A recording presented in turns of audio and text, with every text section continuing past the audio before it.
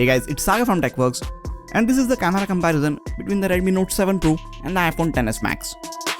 Now if you have been following this channel, you might know that every now and then I like to make these bizarre camera comparisons. It has got to a point now where you guys ask me to compare cameras on budget smartphones with whichever latest iPhone I am carrying, and I love that. I started making these videos because Xiaomi started comparing the cameras on their budget devices with iPhones in their launch event. They did this starting with the Mi A1. As good as the cameras on the Mi A1 were, they were nowhere close to iPhone's performance. But this time with the Note 7 Pro, things are a lot different. It packs in a massive 48 megapixel Sony IMX586 sensor, which is the same sensor that Honor has used in the View 20, which is a much costlier smartphone. To keep this video short, instead of calling out all the camera specs on both these phones, I will leave them on this slide and you can pause the video and go through them if you want. Now before we move on to the image and video samples, if you are new to this channel, make sure to hit the subscribe button and the bell icon next to it. That way, you won't miss out on any of the amazing videos coming up on this channel. Starting with the daylight images. Both the phones capture a lot of information in these well-lit conditions. There are more details in the images from the iPhone, but the difference isn't much. In the regular 12 megapixel mode, Note 7 Pro uses pixel binning to combine information from 4 pixels into 1 pixel, which results in more detailed images. You can switch to the 48 megapixel mode on the Note 7 Pro, but file sizes in this mode are huge, and the difference in the detail level of 48 megapixel images versus 12 megapixel ones is barely visible unless you zoom in a lot. So I found it best to stick with the 12 megapixel mode while shooting with the Note 7 Pro. Both the phones have slight different way of capturing colors. iPhone XS Max tries to capture more natural looking colors, which looks close to how the actual scene was, while the Note 7 Pro tends to capture a bit warmer looking colors.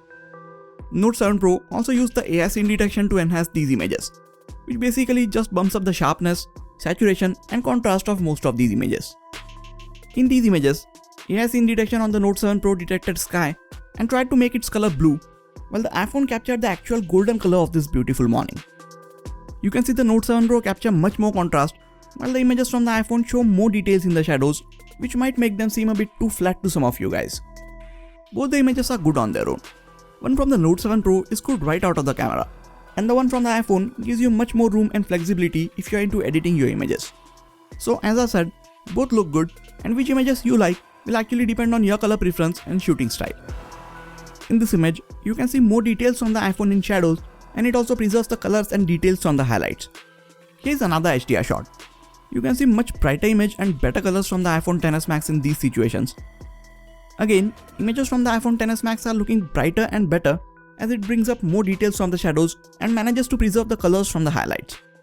But to be fair, all the images from the Note 7 Pro are also really good, and when we look at its images alone, they look pretty good on their own. If I would have not put the labels at the bottom, most people won't even be able to tell that which image is from which smartphone, and I think that in itself is a big win for the Note 7 Pro. Coming to some close-up shots. Again, both of them are doing a great job here as well. Subject is in perfect sharp focus, and thanks to the wide aperture on both, background is blurred out very nicely. On the iPhone XS Max, you can get much closer to the subject and still set the focus accurately, while the minimum focusing distance on the Note 7 Pro is not as good as one would expect. Now despite of this issue, on the Note 7 Pro you can move a few inches away from your subject and still get a good looking close-up shot. Now the portrait mode images from both these phones are miles apart. I mean, both capture incredible portraits, but the iPhone uses telephoto lens for its portrait shots, while the Note 7 Pro uses depth information from the secondary lens, which has a similar focal length of the primary one. So the actual composition from both the phones is very different. Both are very good at detecting the edges and separating the subject from background, but I prefer the portrait shots from iPhone because the background in its close-up shots is compressed much more. I like portraits from both, and I'm not saying that one is better than the other, just that I prefer the look of the portrait shots from the iPhone. You might like the look of the portrait shots from the Note 7 Pro, and it is completely fine.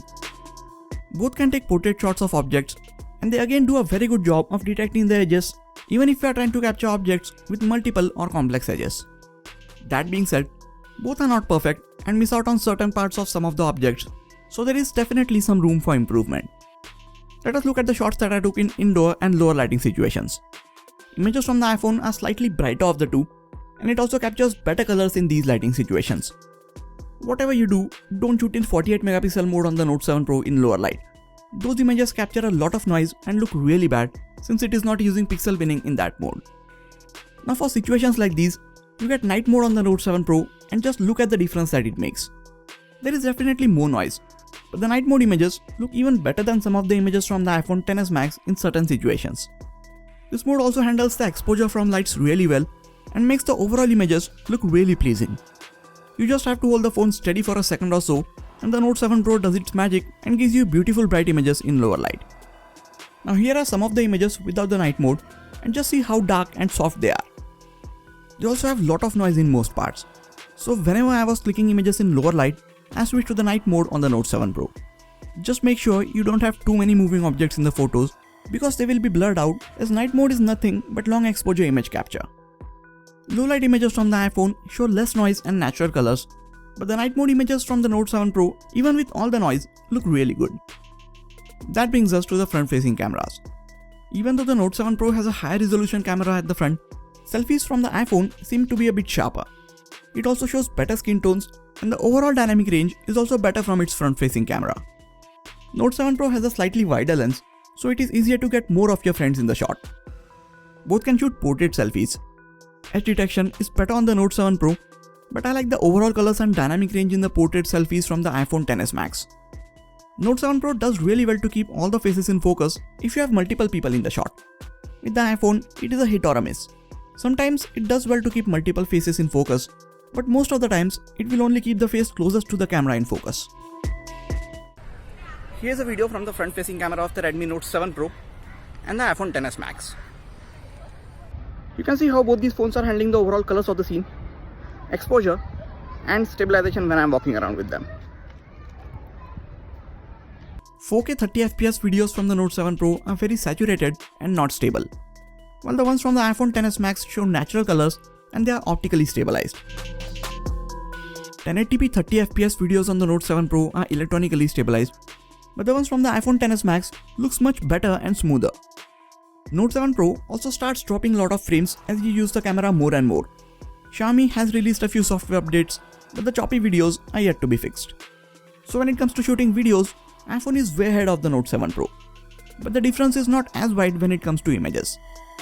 Conclusions for these videos are always tricky. iPhone is clearly better with more details, better colors and dynamic range, less noise in lower lighting situations and much better video performance.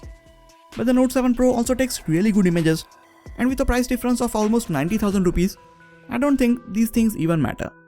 For that much extra money, you are just going to get a marginally better camera performance on the iPhone XS Max, which actually only a few technically sound people can make out. If you are sharing these images on social media, with the compression and all, I doubt most people will be able to tell the difference. Now if you are planning to get the iPhone XS or the XS Max, I am not asking you guys to skip it and get the Note 7 Pro instead, cause I know no one is going to do that. But this video is to show the Note 7 Pro users or someone who is planning to get it that it is a very capable smartphone at its price. And also to show how close budget smartphones have come to flagship smartphones in terms of their camera performance. Note 7 Pro does come with some flaws like really choppy video recording, but we can hope that Xiaomi will fix this issue with a software update sooner rather than later. If you are looking to purchase any of these phones, I will really appreciate if you get them from the links in the description section. It helps the channel out at no extra cost to you. That is it for this video guys. Please hit the like button if you enjoyed this video and subscribe to the channel for more quality tech videos like this. You can also check out some of the other videos from this channel. This has been Sagar and I'll catch you guys in the next video. Take care.